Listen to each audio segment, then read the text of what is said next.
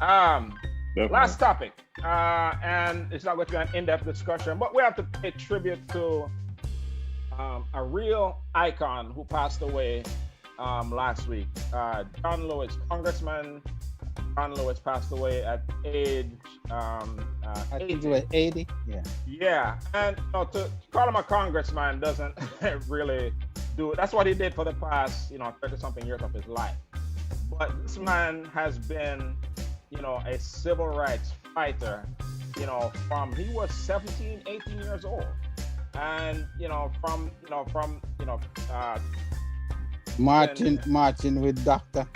yeah, so he was one of the organizers at age 23, one of the organizers of the March on Washington. He was the youngest speaker on the stage, speaking there with MLK. The man has been arrested many times for protesting for civil rights. He has been over 40. He has been beaten by police. He has been beaten by angry white mobs. Doing lunch counter sit-ins, doing bus boycotts. I mean, from the man was, think of what you're doing at 17, 18 years old, right? And the man was doing that stuff. And the thing is, he never got discouraged. He kept on fighting. And so, and as we fast forward to kind of what's going on today, I heard somebody say, I think yesterday, that people think that the civil rights era, which was something that came and gone, and then we got equal rights and everything was good, and we all move on. No, it's a continuing struggle. And his life is kind of emblematic of that. From teenage years to age 80, I mean, the man was in Black Lives Matter protests. And so, that they're talking to, hearing people, who knew him best in the past few days, just saying that one of the things that gave him life in his latter years was to see the Black Lives Matter protesters, the young people, the 17, 18-year-old people out there in the streets, because he was that same guy. And it kind of, gave him some joy that, this fight does not end, because this generation, people talk a lot of crap about the current generation, but they have it. Not everybody's conscious, not everybody's woke, but back in his days, not everybody was either. Right. So he can identify to them to say, the struggle continues, and these young brothers and young sisters are carrying on the battle. So Congressman John Lewis, and when you think about it, the era of civil rights fighters, they're dying out. They're dying out. Yeah, we're losing them. Vivian died, 4 hours before John Lewis. Right. We know people don't live forever. Their legacy will live on. We thank them for all their contributions. We thank them for what we learned from them. And what we can do as people is to carry the flag forward in the fight. The struggle does not end. I think, maybe some people got a little comfortable during the Obama era, saying, hey, we have a black president. That was good now. But that brought out something that, it's been there all along, but it just brought it out on Front Street. So if you aren't aware of where you live and the fact that we still have to go, you need to wake up. So Congressman John Lewis, civil rights icon, there needs to be a statue of that man somewhere in Alabama, in Atlanta, in DC. This is somebody who we're going to be reading about in our history books for years to come. We salute an icon, Congressman John Lewis. Anybody want to say something before? I just want to say he's a prime example that you can be political and still do the right thing.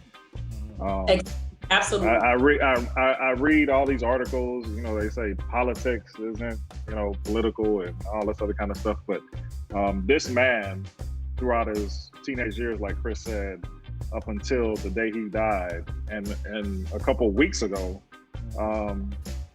stood for the equality of Black people. Okay, and he served as a congressman for 17 years. So don't tell me you can't do both. You can, be in politics since 1986. Yeah, you can be in politics Yeah. and still do the right thing. Okay, so like Chris said, I echo those sentiments. Salute. Yeah, and go on, Sasha. Well, he's what I call a prime example of somebody that you can use to show your kids, look, you're never too young for the fight. Exactly. You're never too old for it. There's a lot of people I know in their 40s. I'm too old to go out and demonstrate. I can't be bothered with that. I'm not gonna vote. You know, they're trying to take themselves out of it because they think they're too old for it. Here's a prime example of a man, 80 years old, still in the middle of the fight. He's still out there marching. You know, he's still, you know, in Washington speaking, making sure that we're getting what we deserve. So, you know, my heart goes out to his family. We would have liked to see him still in the fight, but we just need we need him, we need his icon, his memory to motivate these new people that are coming up to take on the fight and maybe even bring it further than what he did. Yeah, You know, that's we have to, you know, and pass the baton, right? So Yes. pass the baton and we have to carry it forward. You know, Dwayne mentioned something about, you know, he being, you know, he was an activist who became a politician, because that's how you get things done, right? Ultimately, it has to translate legislation and law, but he carried that same spirit of activism with him. You know, he didn't like change to become just some regular politician. He was the same activist.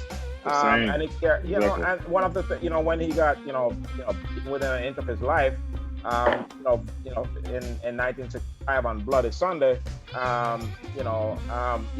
tear gas and beaten by police and what have you, it was for voting rights. And, you know, to, you know, people to have, you know, black people to have the right to vote. And the Voting Rights Act, which he so, fought for, so, yeah, he fought very hard for it.